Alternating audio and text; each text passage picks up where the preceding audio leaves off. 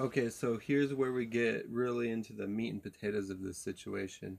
And of course, it's going to have Robert Mueller involved, the big old cover upper guy, the guy that can keep his mouth shut, right? Um, Robert Mueller, the mule, right? That's what I call him, the mule. Well, it says immediately following the attacks, President George W. Bush stated that nobody in our government, at least, and I don't think the prior government, could envision flying airplanes into buildings. The National Security Advisor Condoleezza Rice claimed no one could have predicted that they would try to use an airplane as a missile. An Air Force general called the attack something we had never seen before, something we had never even thought of. A few days after the attacks, FBI Director Robert Mueller announced there were no warning signs that I'm aware of that would indicate this type of operation in this country. However, Mueller noted that the FBI agent in Minneapolis said that Moussaoui might be that type of person that could fly something into the World Trade Center. Mueller said this warning should have been followed more vigorously. Some mainstream media reports have conflicted with these statements, claiming that the FBI, CIA, and executive branch knew of the threat of planes being used as missiles as early as 1995, following the foiling of the Bojinka plot. In September 2002, 1 year after the 9/11 attacks, the Chicago Times reported that the FBI had advanced indications of plans to hijack U.S. airliners and use them as weapons, but neither acted on them nor distributed the intelligence to local police agencies. From the moment of the September 11th attacks, all high-ranking federal officials insisted that the terrorist method of operation surprised them. Many continue to stick to that story. Actually, elements of the suicide hijacking plan were known to the FBI as early as 1995, and if coupled with current information, might have uncovered the plot.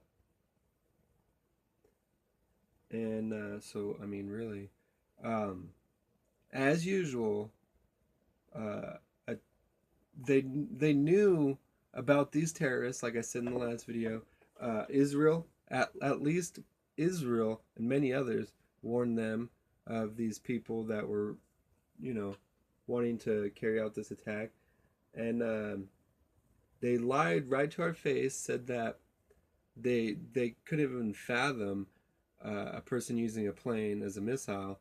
Um, they also that day of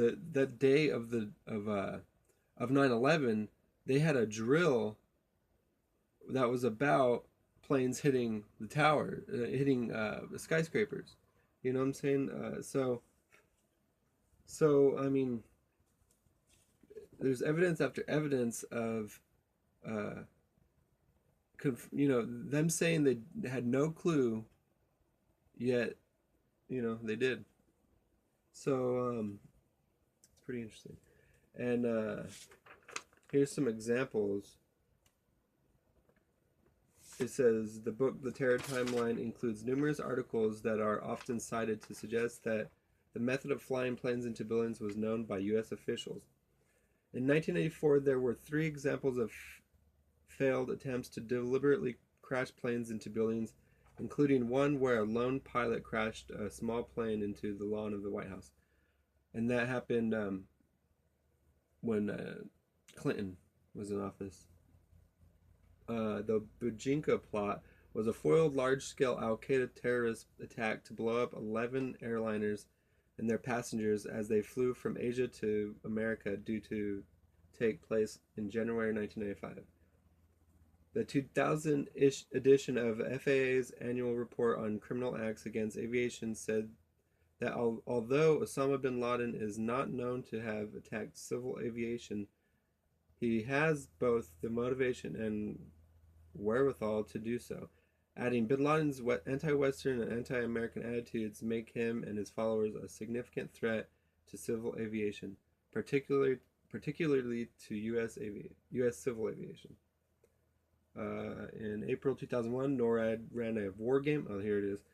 NORAD ran a war game in which the Pentagon has to become has to become incapacitated. A NORAD planner proposed the simulated crash of a hijacked foreign commercial airliner into the Pentagon, but the Joint Chief of Staff rejected that scenario as too unrealistic.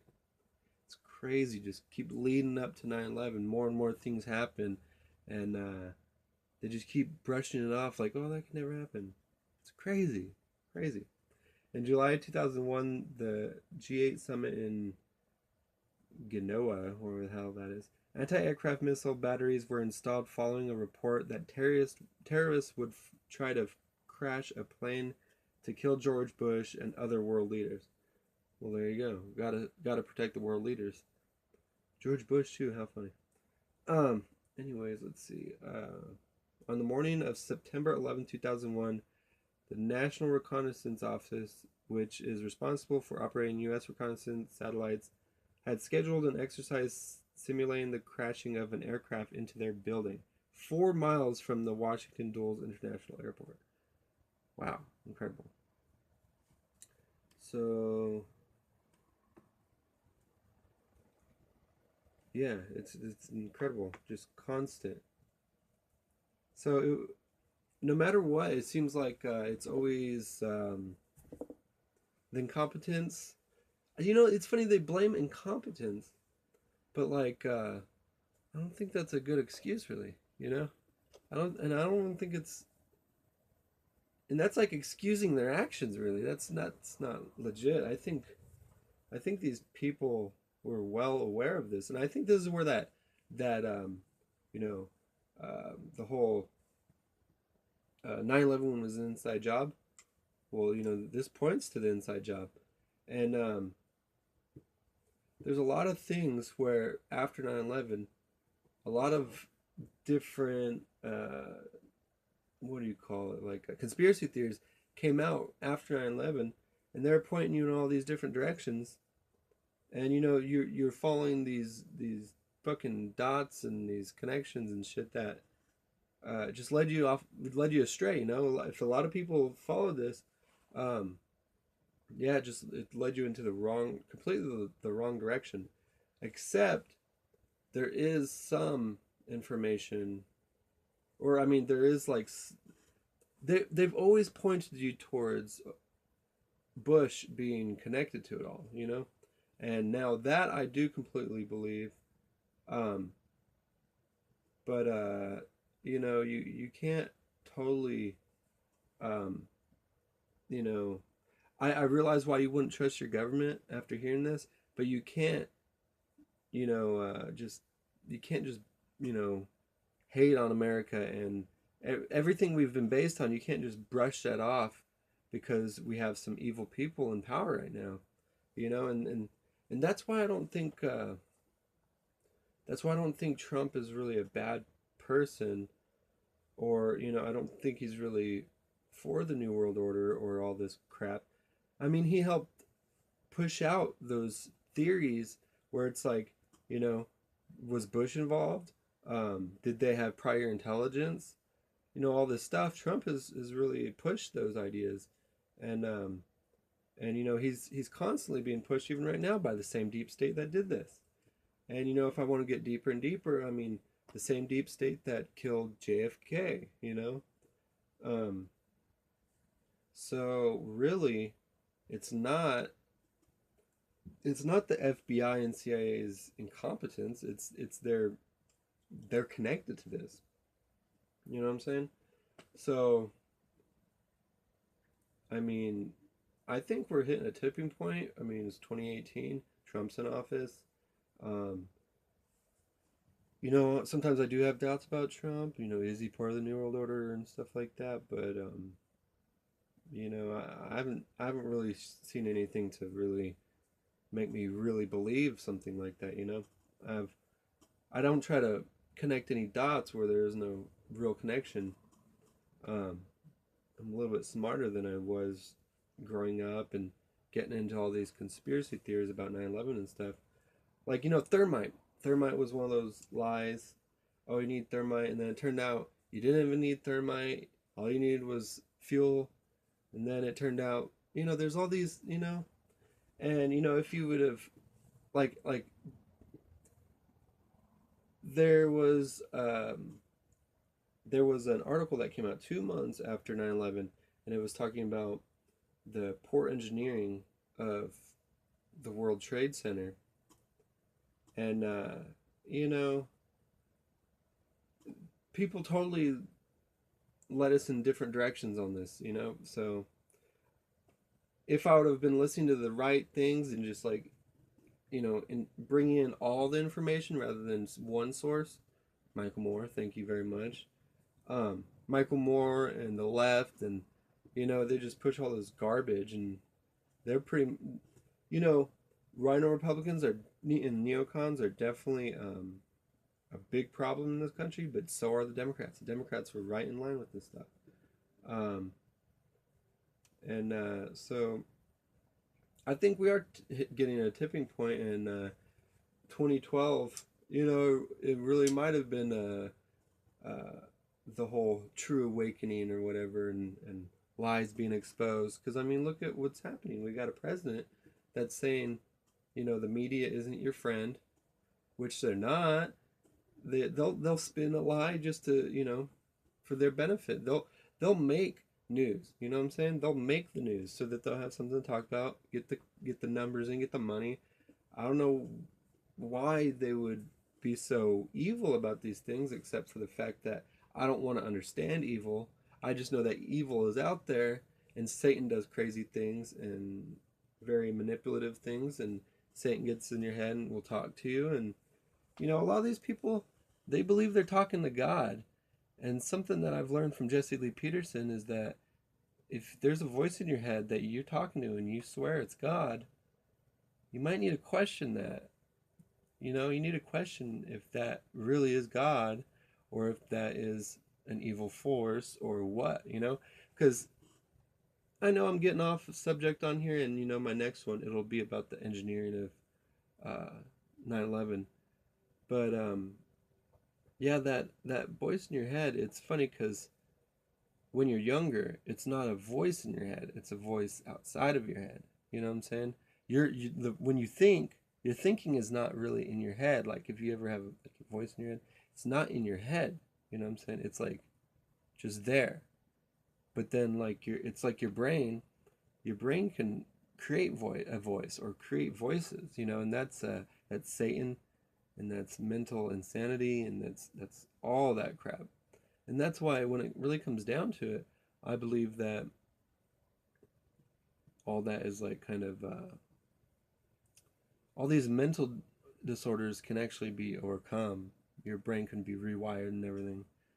But that's really where I believe a lot of this comes from, is that, you know, Satan tricks you. These people, a lot of them might even be good people, but then they've been tricked. Like, hell, Robert Mueller may not even be a bad guy. He might just be a dopey, stupid guy that, oh, I forgot that, like, I don't believe it, but there's a possibility, He might be just a dumb guy that, although, why the hell is he the head of our FBI? But, anyways, got a little off track and started talking about Satan, I guess. But in reality, that's what this is all about. Because this is, the people that had a hand in 9/11 and that carried it out. Those were some really evil people. And, another thing about deception, there was those blasts, or, when the floors were collapsing, pancaking, and they were blowing out, and people were saying it's bombs in there blowing out or whatever. Well, we know that's wrong. I'll get to that on the engineering. But there was the like ash and the cement blowing out, and there was like I don't know if there really was or not, but there was a picture of like a devil.